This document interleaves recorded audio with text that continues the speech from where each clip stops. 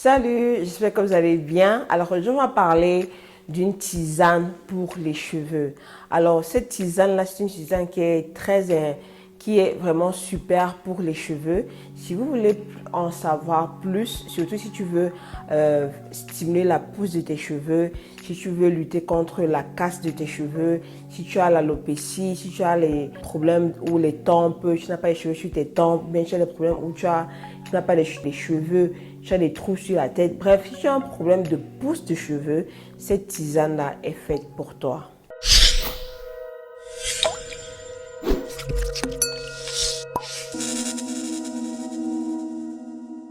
Si tu vis en Afrique et tu as besoin des produits naturels pour tes cheveux crépus, visite la marque Natura Rizado et n'hésite pas à les contacter.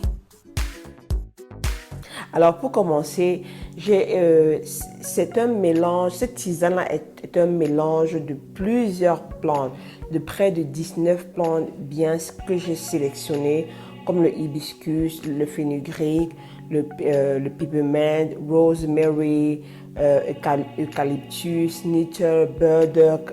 Il y a beaucoup d'herbes à l'intérieur, près de 19 herbes à l'intérieur pour stimuler la pousse des cheveux. Donc, les différents bénéfices que tu vas avoir de cette tisane, c'est que ça va t'aider à la stimulation de la pousse de tes cheveux. Ces herbes-là sont aussi en même temps antiseptiques, antibactériens, fungus. Donc, ce qui fait que ça va garder ton cuir chevelu propre.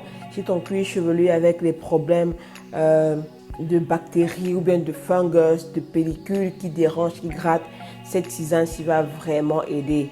Vous voyez, donc ça veut dire que si tu as les pellicules aussi, c'est une tisane qui va aussi vraiment t'aider à te débarrasser de ces pellicules-là.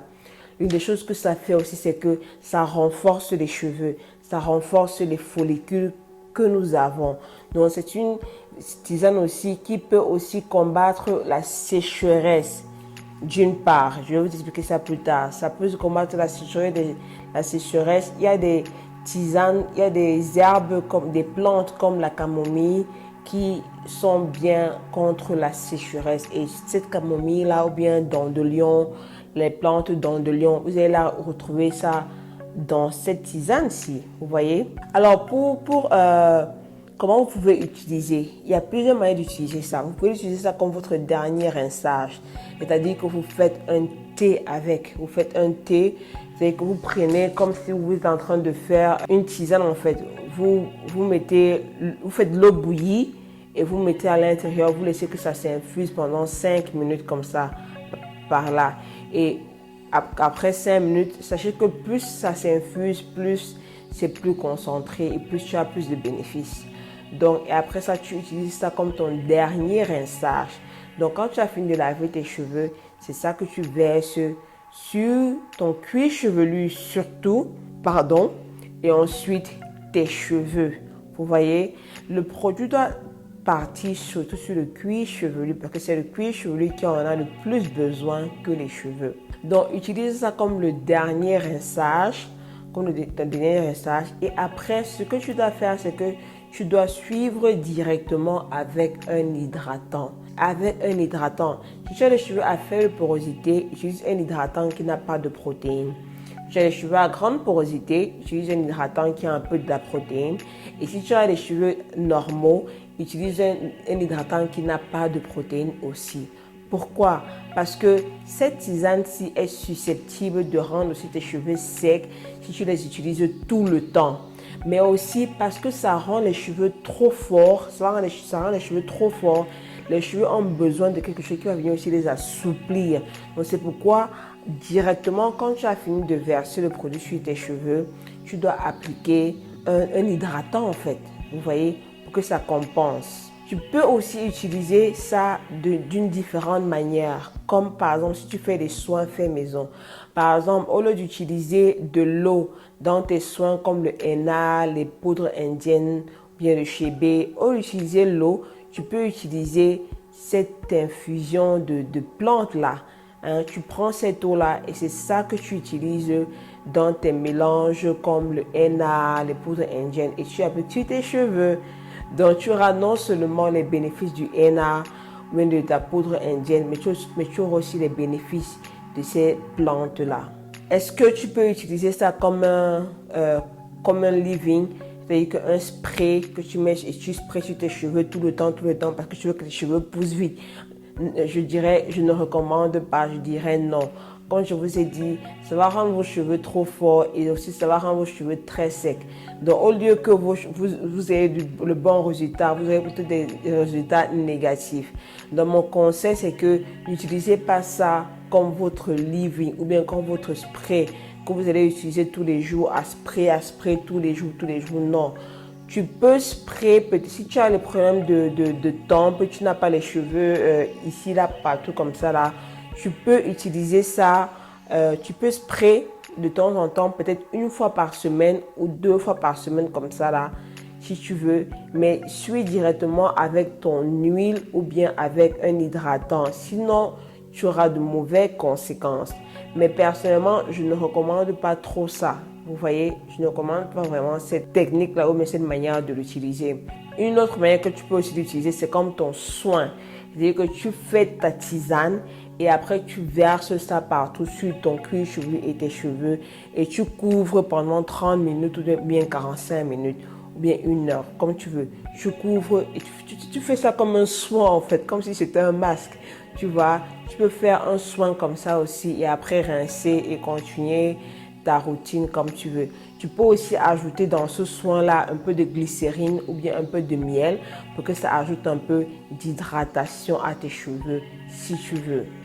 Donc ça, ce sont les différentes manières que je peux recommander sur comment tu peux utiliser la tisane. Alors, combien de fois tu dois l'utiliser? Moi, je dirais 2 fois par mois ou bien 1 fois par mois. Si tu n'as pas les problèmes de cheveux, si tu n'as pas les problèmes de pousse de cheveux, toi, ta vie est belle, tu n'as aucun problème. Par exemple, moi, je pense que je n'ai pas de problème. Je n'ai pas trop de problèmes, mais mes cheveux sont des cheveux qui sont fragiles et je dois faire ce que mes cheveux restent toujours forts. Moi, j'utilise ça 1 fois par mois ou bien 2 fois par mois. Vous voyez? Sinon, si tu n'as aucun problème, tu peux utiliser ça 1 fois par mois pour protéger ton cuir chevelu, pour te débarrasser des bactéries, des fungi, ou bien pour te protéger contre les bactéries, des fungus, puisque c'est un antiseptique, c'est un antimicrobien, c'est un anti-fungus. Donc c'est bien pour le cuir chevelu. Donc au moins j'utilise ça 1 fois par mois. Mais toutes les autres personnes, comme peut-être ceux qui ont les cheveux qui sont fragiles comme moi, qui ont des problèmes d'alopécie et tout ça là, utilise ça au moins 2 fois par mois. N'utilise pas ça chaque semaine, utilise ça au moins 2 fois par mois. Maintenant, il y a des cas spéciaux, c'est-à-dire que ceux dont les cheveux tombent tout le temps. Peut-être tu viens d'accoucher et tes cheveux commencent à tomber sévèrement tout le temps. Tu vois que tes cheveux se cassent sévèrement tout le temps. Je dirais que utilise ça chaque semaine. Pendant les 2 premières semaines, utilisez-les 1 fois. C'est-à-dire que la première semaine, tu utilises ça comme ton dernier rinçage. La deuxième semaine, tu utilises ça comme ton dernier rinçage. La troisième semaine, observe tes cheveux. Est-ce que tes cheveux sont encore en train de tomber comme ça tombait avant ou bien ça a diminué? Si ça a diminué, tu n'as pas besoin de refaire ça. Si ça a diminué, tu skips ou bien tu sautes cette semaine-là. Tu feras ça la semaine qui suit. Vous voyez? Parce qu'il ne faut pas overdoing, il ne faut pas overfaire, comment je peux dire ça en français, il ne faut pas trop en faire, trop, ça te donne plutôt des résultats négatifs, vous voyez. Donc j'espère que vous avez un peu compris ce que j'ai voulu dire. Donc pour résumer, c'est quelque chose qu'on fait au moins 2 fois par mois, pas trop, sinon tu auras les cheveux qui sont secs, tu auras des conséquences vraiment désagréables. Donc, ce que je peux vous conseiller, c'est que quand vous appliquez la tisane ça doit être surtout sur le cuir chevelu. La deuxième chose que je peux aussi dire, c'est que n'utilisez pas ça trop tous les jours, chaque semaine. Non, ne faites pas ça. Vous aurez plutôt des conséquences mauvaises. Si vous voulez avoir de bons résultats, c'est quelque chose qu'on utilise 2 fois par mois ou bien une fois par mois en fonction de la condition dans laquelle tu es. Et comme j'ai dit, si les cheveux tombent beaucoup tout le temps, utilise ça une fois chaque semaine, observe tes cheveux et dès que les cheveux arrêtent de tomber ou bien la manière que ça tombe, ça ralentit, toi aussi ralentis la fréquence. Donc vous voyez, j'espère que vous avez aimé cette vidéo aussi et que vous avez commencé à utiliser la tisane. Pour commander, s'il vous plaît, c'est sur mon site Natura Rizado ou bien sur Amazon. Vous pouvez commander ça directement sur mon site Natura Rizado. Surtout si tu es en Europe. Oh, mon nez a plein d'huile. Ah. Surtout si tu es en Europe ou bien en Asie ou bien aux États-Unis.